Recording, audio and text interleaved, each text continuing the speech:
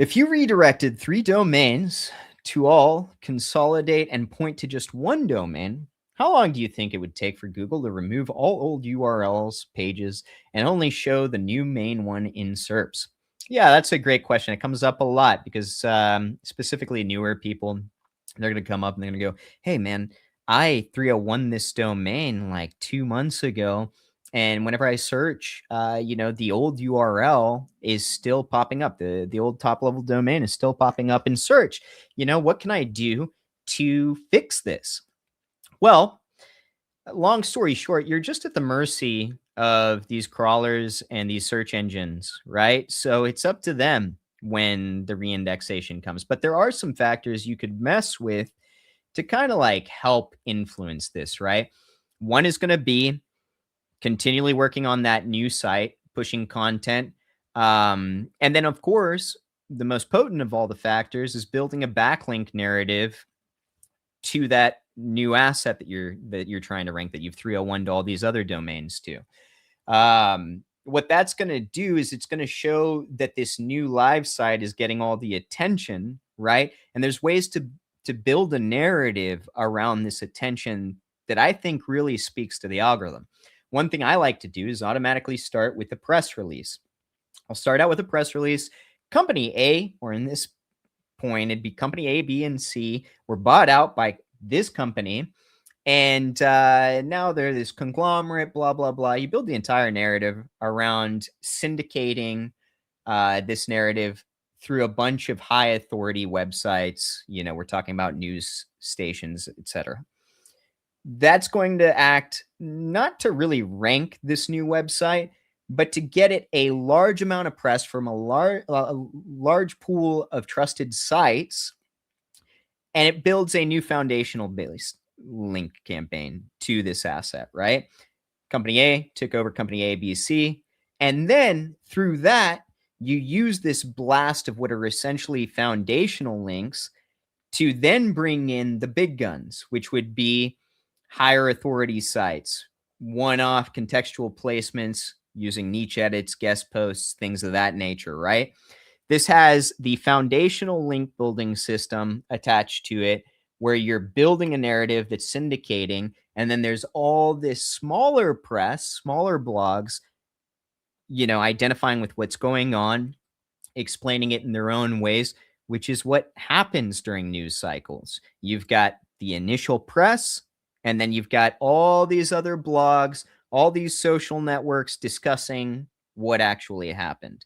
This is going to help you get a leg up by building the authority of the news site quickly, while identifying the fact that it is the new main asset. And so that'll help, but it's also just what you're supposed to be doing.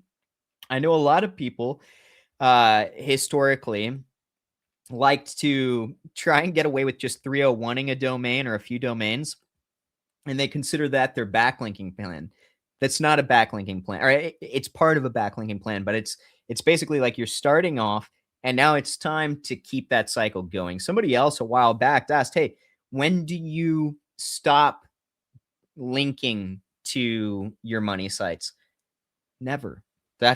I never stop. It's all baked into my marketing budget for that particular asset website on any given month. We've got this much for content, this much for backlinks. Maybe that increases, decreases here and there, but I'm keeping this network looking alive the entire time. That's going to lend me more longevity in the SERPs and allow me to keep attacking.